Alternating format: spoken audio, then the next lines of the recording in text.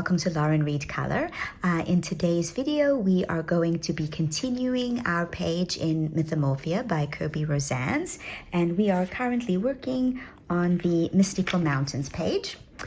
This is what it looks like so far. We've done the gradient sky and we've done the snow, and there are videos for each one of these up on the channel. And today we are going to start on the mountains. Now, up until now, I have been using these two palettes. So I used this one for the gradient sky. I didn't use these palettes for the snow. It came out a little bit differently than I expected, but that's fine. But we are going to be using this palette for the mountains. So let me just show you the colors we're going to be using.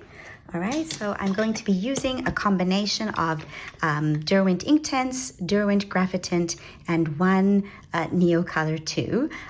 If you don't have any of these pencils, that's fine. You can just use matching colors in whatever watercolor medium that you have, or even pencils. Just keep in mind that if you're using pencils, the process of layering is going to be a bit longer.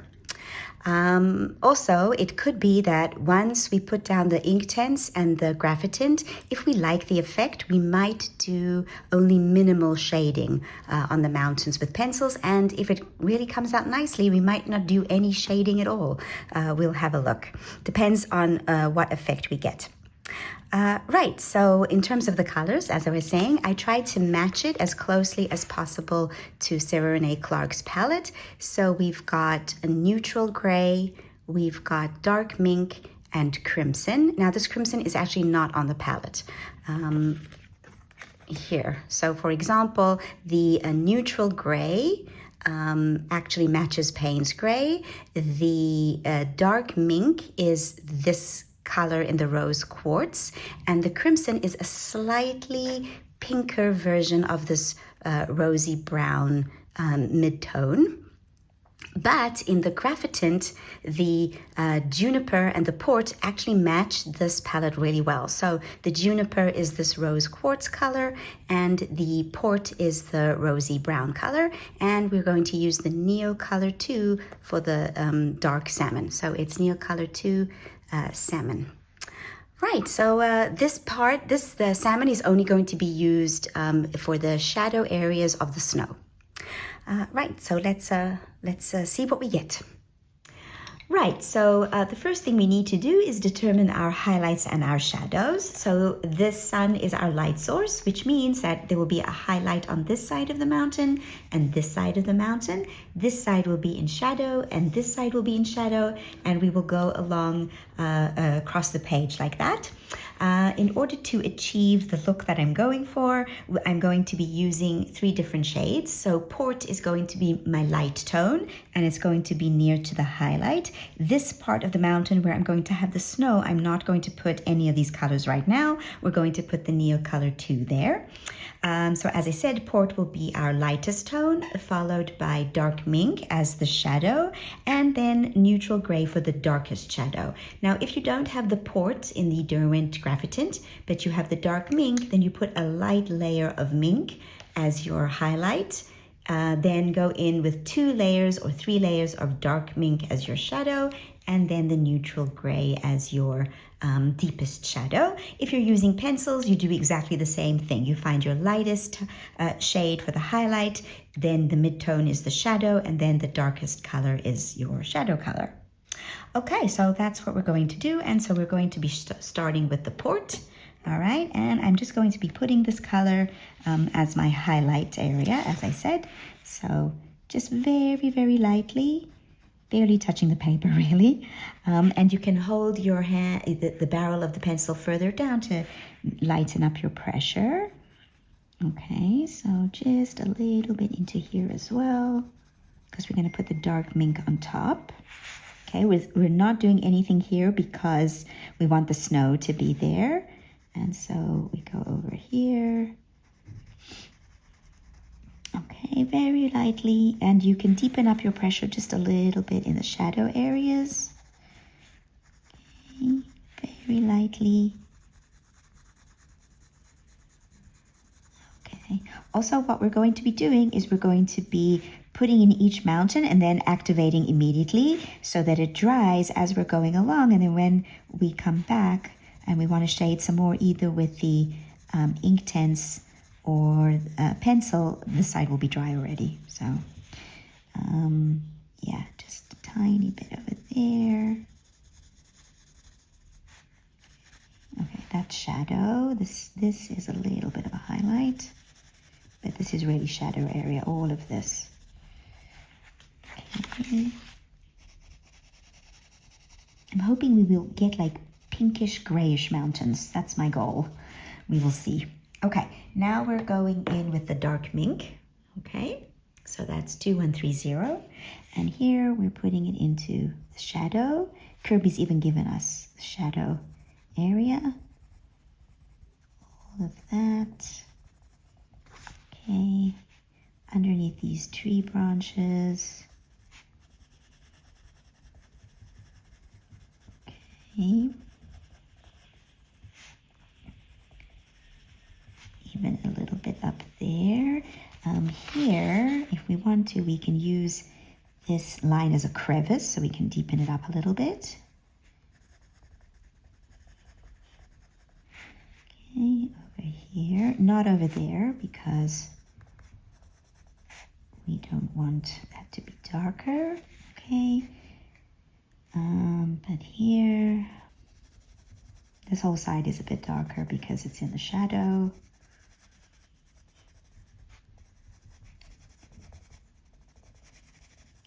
Okay.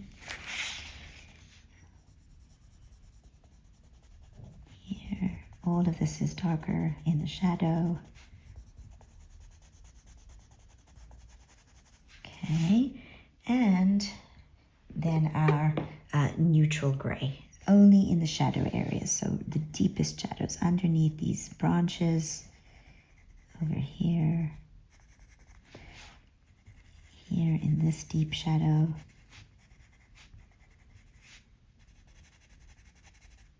Okay, a little bit in this crevice, a little bit over there, and over here.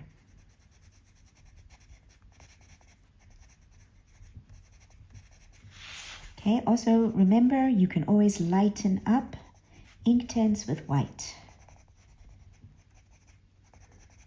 Okay, I think I want to just go back in with my dark mink and just darken that up a little bit more. You really want it to be significantly darker than this side, but not too much. When I say significantly, I mean in relative to the other side. Okay, now we're going to activate that. So I use a water brush. Okay, and I also have a cloth that's very dirty right now. I've been doing lots of water mediums to dab my brush on. You can also use a regular brush and water. Just make sure to dab off all the excess water from your brush. Okay, so anyway, again, I'm using my water brush, and you just go in from the light to the dark. Okay, I dab off in between. Oh, I'm really hoping we get a really nice appearance to it, and then we don't have to shade too much with pencils. Okay, light area into the shadows. If this combination works, I am going to use it for other mountains. I did have a combination that I used in a Game of Thrones coloring book for mountains, and while I did like it in the end, I think it was I used the dusky mink color, but instead of using the crimson, I used a red violet, and they came out a bit too purple. Okay, I think this port is a much better option. Oh, I really like this color. And they work really nicely together because they're both water soluble. But unlike the Inktense, which once you activate them, and they dry, there's no going back. You can't reactivate them. With the Graphitint, you can reactivate. So it's really good that we're putting it into our highlight area, because if we want to soften it up, we can always reactivate with water. So that is one benefit of the Graphitint. And it gives you these lovely muted colors. I really like them. They're nice. I'm going to use them more. Okay.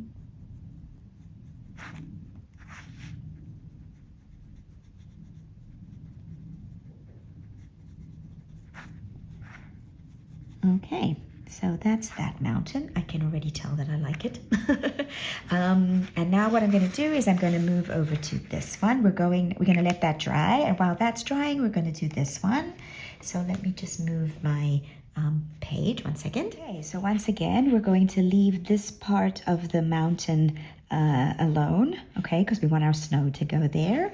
All right, and so we're just going to be using the port. Now, I do see that Kerby has given us some shadows here. So I am going to take this port and just very lightly put this in the shadow that he has given us, okay? But really, really lightly, okay? Because I am going to put the salmon in there as our base layer for the snow. Okay, all right, that's it. So now we're going to go here with the port. Very lightly, as I said. That's going to be snow, but we can put this here underneath. Okay, very lightly. I like using water mediums when there is a large area to color. It makes the whole coloring process much more quick than using just pencils. Okay, but very lightly. Okay.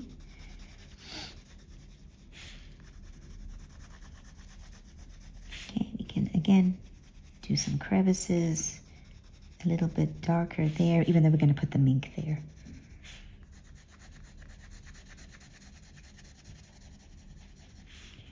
Okay.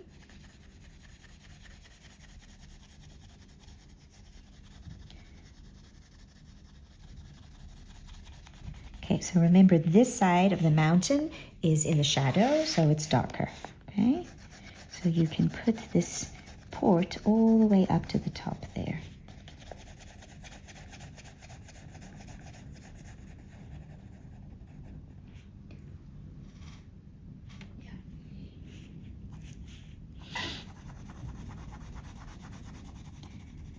Okay.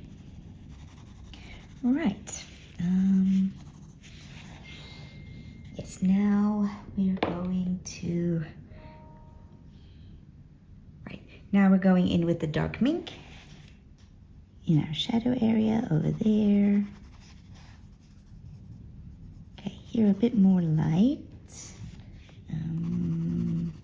Okay, so leave the port there. Make sure you can go in a little bit into the port, but not a lot, because we want to make sure we're keeping our highlight there. And then this in the shadows.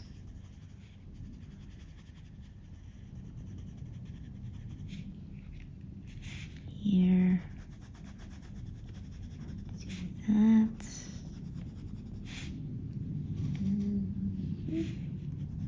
Continue it a little bit over there, around the bird, and around these branches.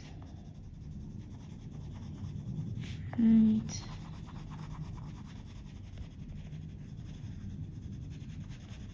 Around the snowflake.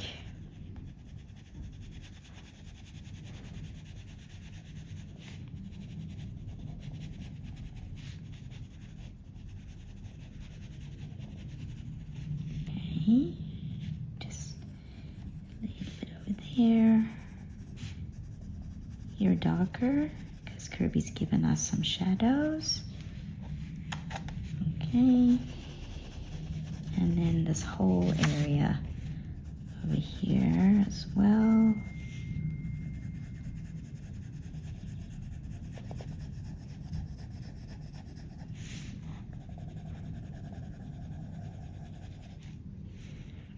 And this whole area over here. I'm thinking we will put a little bit more port over here.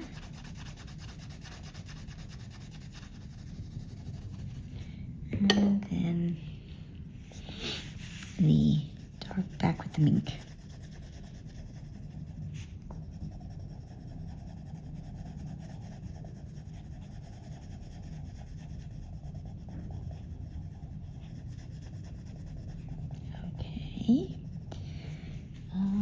this is this mountain. So we'll leave that.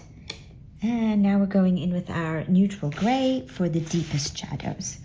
So this area between the trees.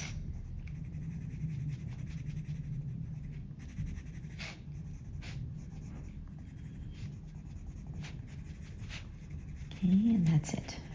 Just underneath the branches. And you can even go back in with the dark mink and just blend it out a little bit.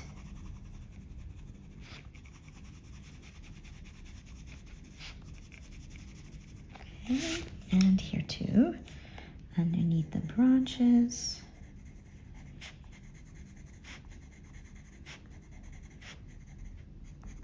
Right, blend out with the mink.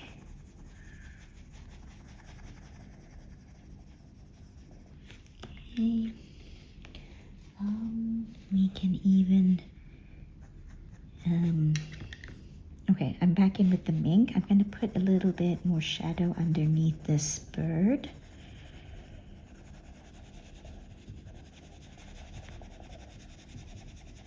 Okay, and now with the neutral gray, just here at this meetup between these two mountains. And then on this side, you can deepen up the crevice a bit.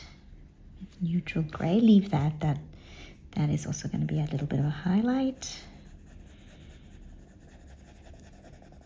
Yeah, that's the dark mink. Just here on the edge with the neutral gray. And then blend out with the mink. Just a bit. Okay. And here with the neutral gray again.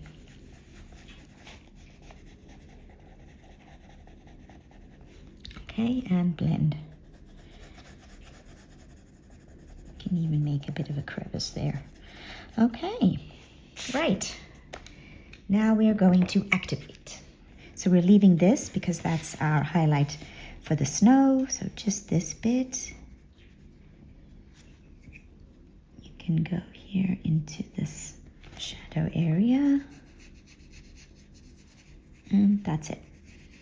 Okay. Don't worry if you go a little bit into the highlight area. It will dry much lighter.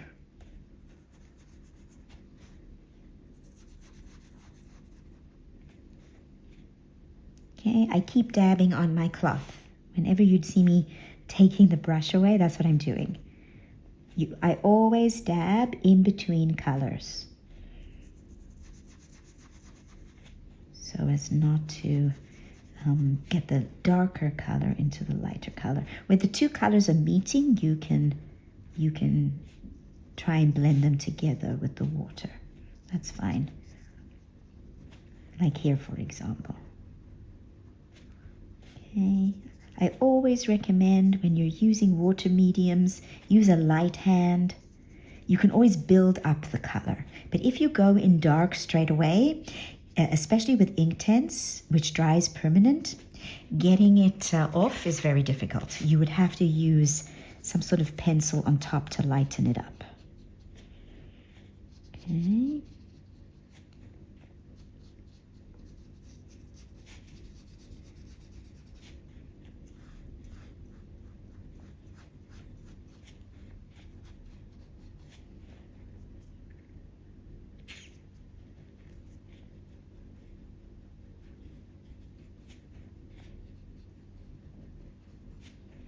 Also, the more water you put, the lighter it's going to be.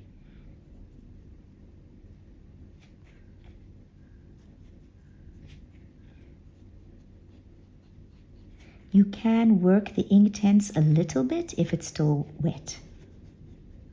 But once it's dried, it's permanent. Which is both a blessing and a curse. Because it's good because you can always put other wet mediums on top of Inktense, and it won't rework the layer underneath.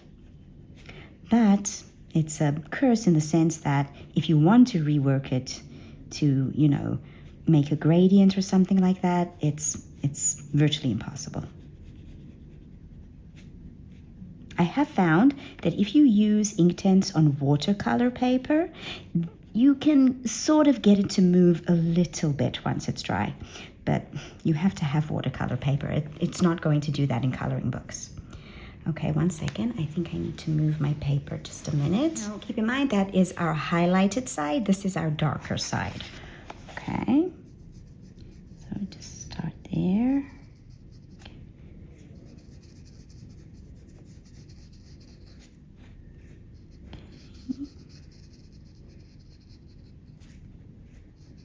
Again, from the light into the dark.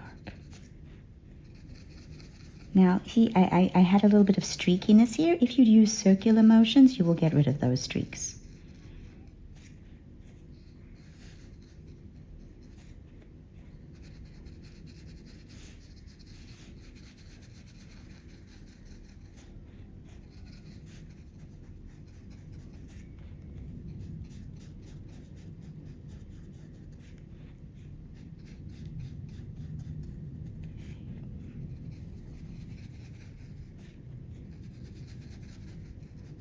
Okay, and try not to rub a certain area of the paper, okay? So, because if you rub, then you will make the, you'll rub off the surface of the paper, okay? And then it can tear. So be careful not to rub the same spot too much.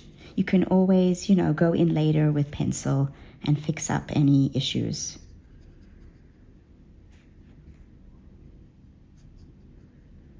Okay. Right. Ooh, I really like the way this color combination is working. Okay. Now what we're going to do is we're just going to do this little mountain over here, and then I'm going to do the rest off camera, and I will be back. So let's first just do this little bit. Okay. So this one again, this side is highlighted over here. We're going to have some snow. Okay. So I'm just going to take the port. And just where Kerby has given us this highlight here, let me just move that over there so that I have something to press on. And yes, just there. And this is a shadow area over here, so it can be darker. Okay, and just, you know, work with the shadows Kerby's given. This bit here is darker because this mountain is in the way. It's casting a shadow.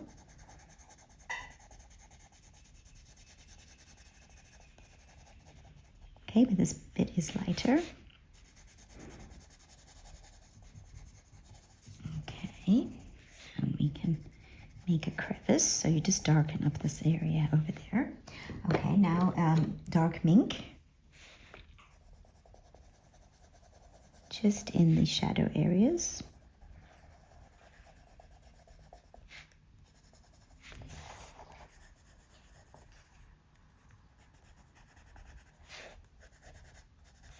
Not too much there because we can have snow.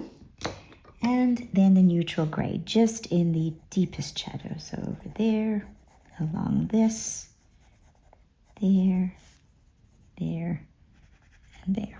Okay. Oh, this one's a cute little one. All right, now we're going in with our water brush. So let me get my cloth on the ready. Okay, so we just...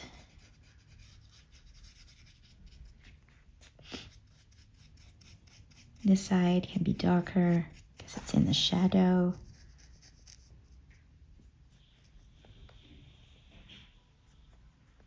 Okay.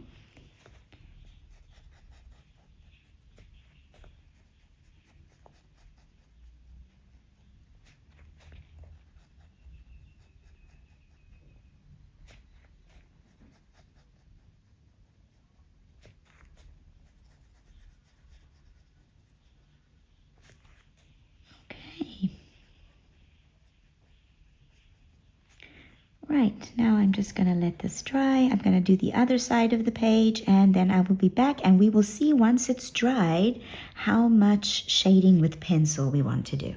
So I have finished putting down the base layer for the mountains, and I must say that I'm really happy with the way it's come out. Sometimes I surprise myself.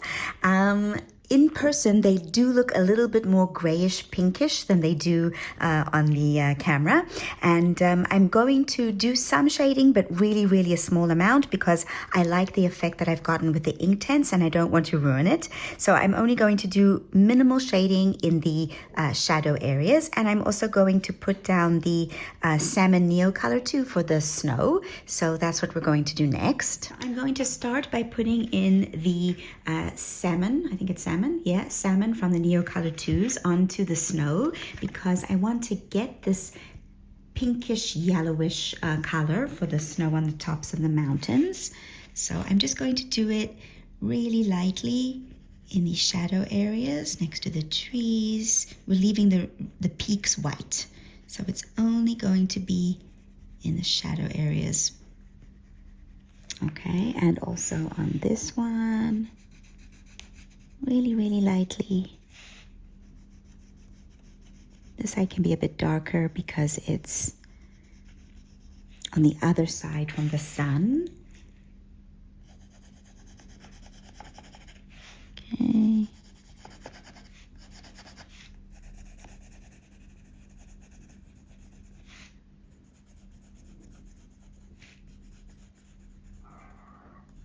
Oh, there's a dog in my neighborhood barking.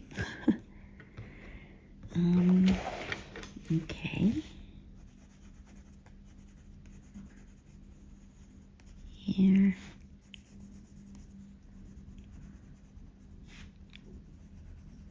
Okay. This mountain on the far right does not have any snow on it, so we're not putting any over there. So we're not going to do that. Okay, so now I'm just going to activate that with my water brush. Hold on one second. Okay, and like before, I have my cloth here to wipe my water brush on. Let's just move across again. Hold on. Okay, and I'm avoiding the very top because we want that to stay white.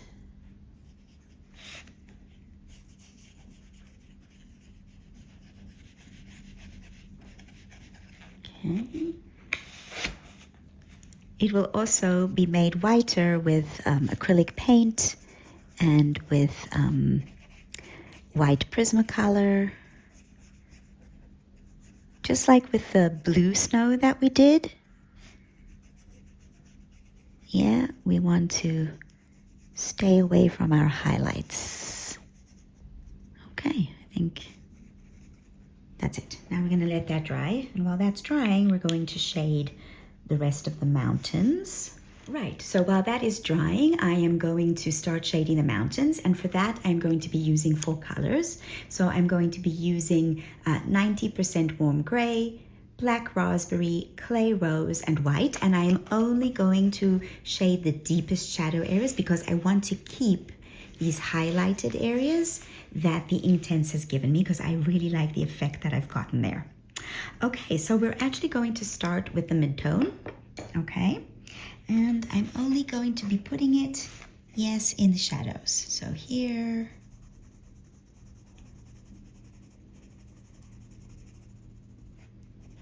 Okay, underneath these tree branches. Really lightly, because I don't want to take away the effect of the Inktense.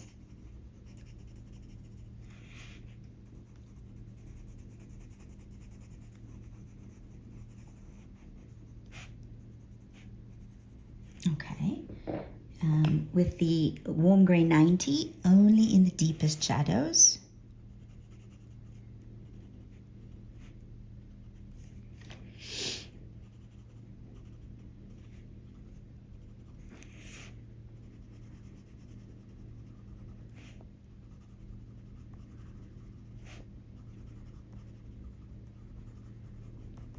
And because I'm pressing very lightly, I'm still getting the effect of the Inktense shining through. Okay. The clay rose is going to just merge that black raspberry a little bit into this highlighted area.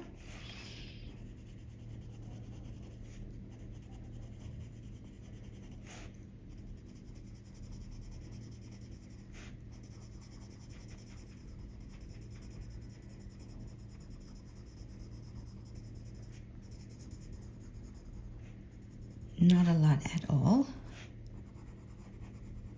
Okay, and I'm thinking, do I want to put the white? I don't think so. This is always my debate. I think I might put a little bit over here because it's going to be snow, and a little bit over there. See, it really brings back the white. So I really don't want too much. Okay, I think I'm gonna leave that.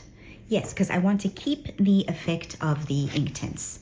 Okay, so now we're going to do this one. And again, just in the shadow areas.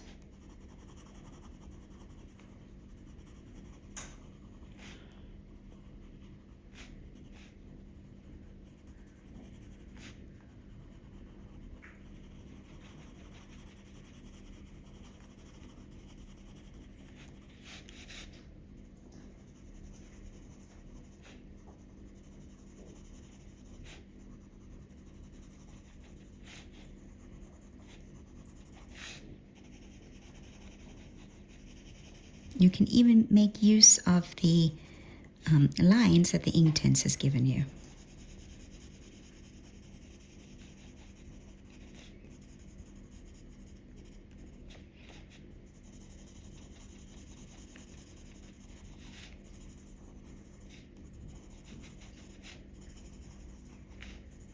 And it's okay if it looks a little bit rough because it's mountains. Mountains have rough texture.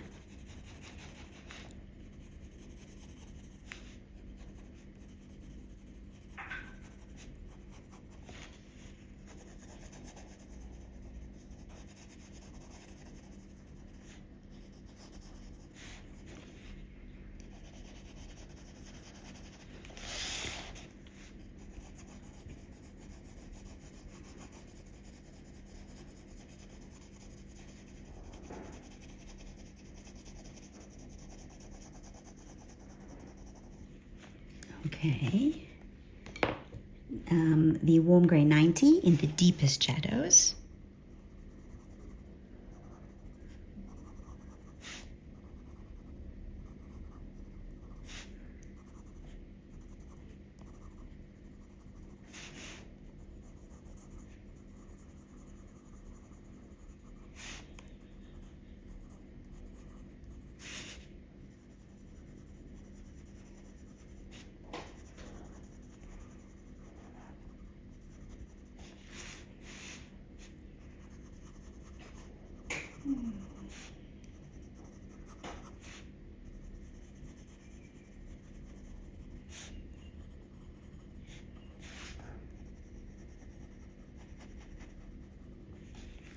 Okay, and then the clay rose for merging this black raspberry and the ink tints together there.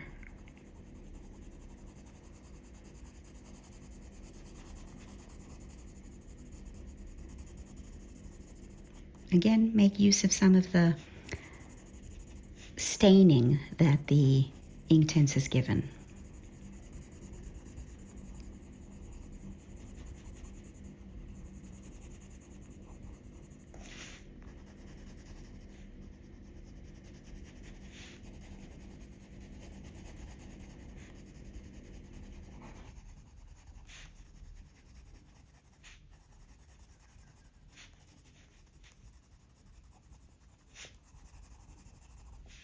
Okay, oh, that looks really nice.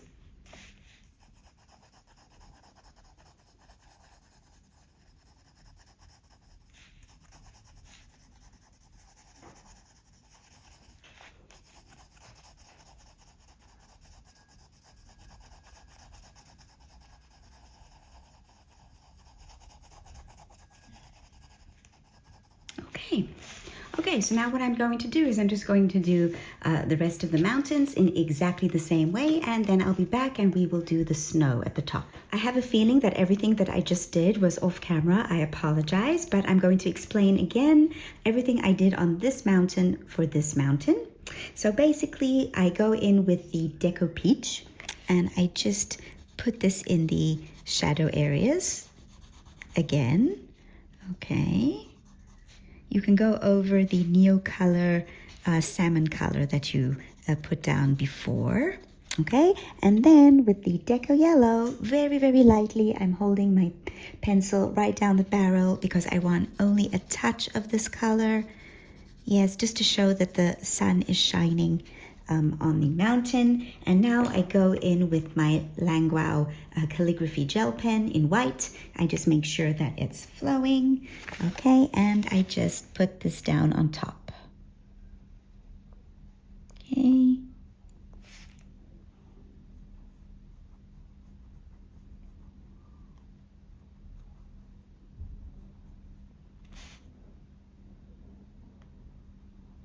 If you feel that it's not enough, you can also go and put white acrylic paint with a thin brush. That will also work.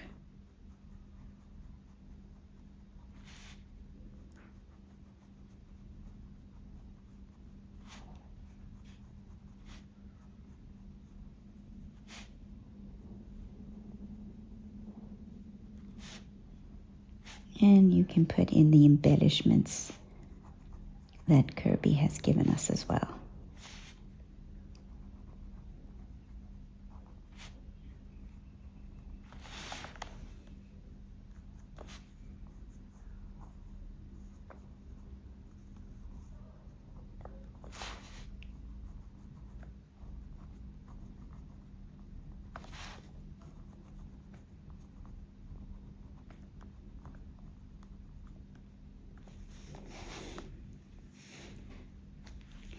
Hold on one moment.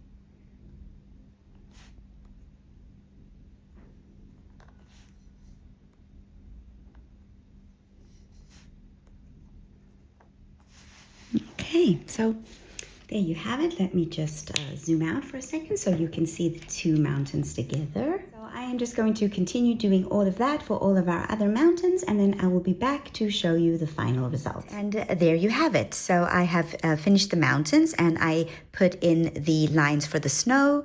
I also put in the little embellishments that Kerby has given us, and I took the opportunity to also put in the snow in the gradient sky.